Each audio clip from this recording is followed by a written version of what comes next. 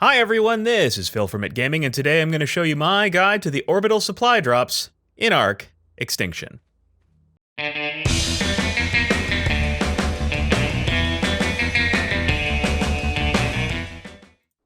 The Orbital Supply Drop is the equivalent of beacons in ARK Extinction, and you're probably going to hear them before you see them. And that's due to the fact that they make a telltale noise as they fall out of the sky, and you can use that to pinpoint where they are. Once you get near a beacon, you will wait around there for about 30 seconds to a minute, and after that amount of time, it will start a defense mission. So what you're going to try to do is you're going to try to keep this thing defended from waves and waves of corrupted dinosaurs. As you can see, you can cause damage to it. You'll know that it's activated because it will form a shield dome around it, and if you wished to, you could choose to deactivate the shield, but if I were you, I wouldn't do that. Leave it up! Once the Orbital Supply Drop is activated, it's going to be attacked by several waves of corrupted creatures. It says 5 waves on the Orbital Supply Drop, but it counts 0 as a wave, so that would make it 6. While you're defending the Orbital Supply Drop, you can go up to it and look at it, and it will tell you what wave you are on and how many hostiles in that wave are remaining.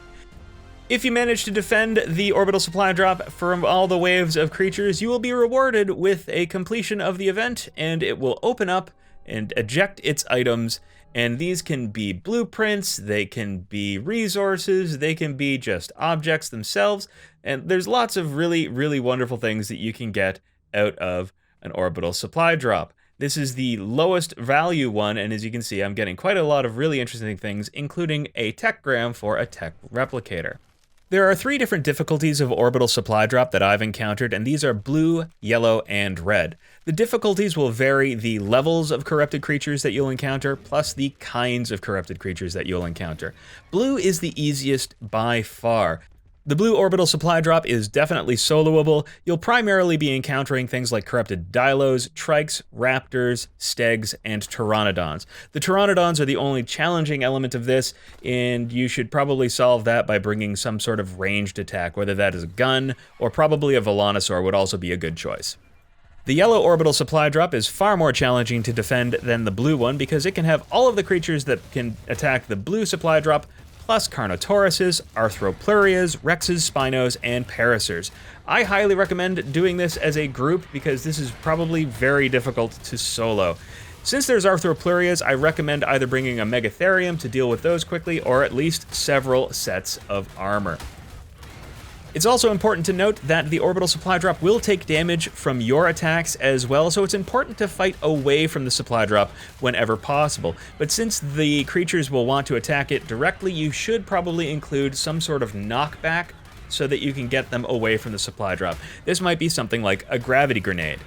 Another thing that you can include is Enforcers. Enforcers do a 4 times damage increase to corrupted creatures, so it shouldn't be hard to figure out why you'd want to bring them along. The third and most difficult version of the Orbital Supply Drop that I encountered was red Orbital Supply Drops, and that's due to the inclusion of Wyverns on top of everything else. So that's fun. Wyverns, of course, have a large area of effect attack, so they can very easily melt multiple creatures very quickly. So you're going to want to get them out of the air as quickly as possible. To do this, I recommend bringing Volanosaurs or lots of friends with lots of guns to knock these things out of the air quickly.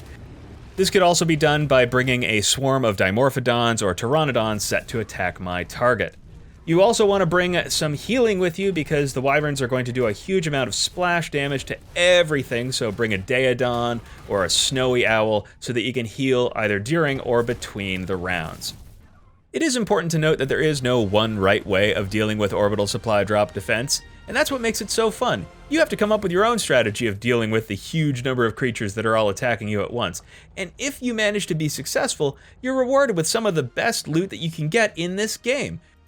When you eject the items from an Orbital Supply Drop, you will only have 2 minutes to pick them up, so try to be as quick as you can getting it off the ground, because you'll have some of the best resources, some of the highest quality armors and weapons that you will ever come across, some really great food as well, and most importantly, you'll get some of the most interesting blueprints, like tech blueprints. That's right, you've got a tech helmet blueprint right there, there's another one.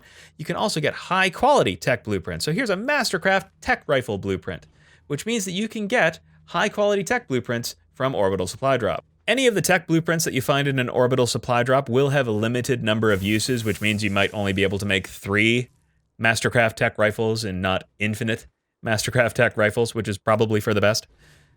There is also tell of a 4th type of orbital supply drop, the purple or legendary type.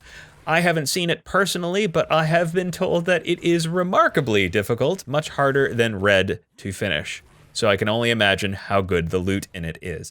Do you know anything else about the orbital supply drops that we should know about? Tell us what it is in the comments below.